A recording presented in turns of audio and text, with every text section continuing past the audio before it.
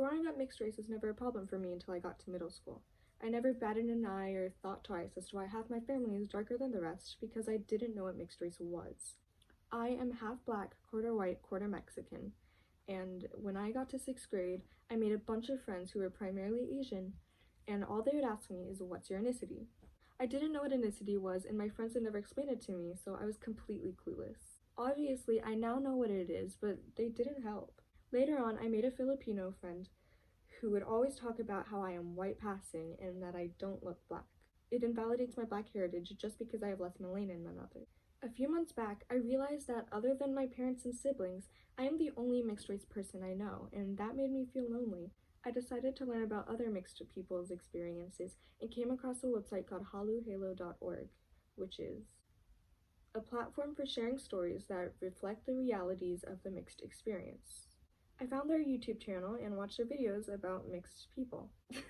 From there, I kind of fell down a rabbit hole that I've been in for a while. I got bored of haluhalo.org pretty quickly, no offense, so I moved on to TikTok.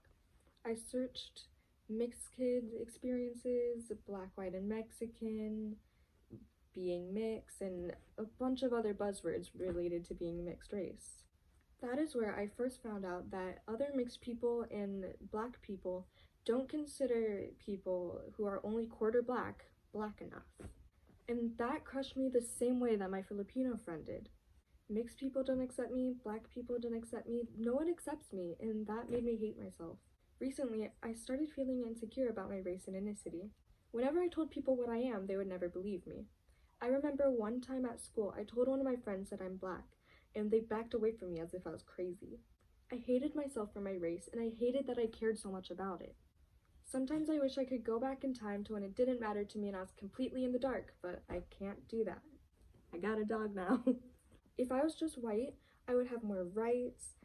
I wouldn't have to deal with identity crises.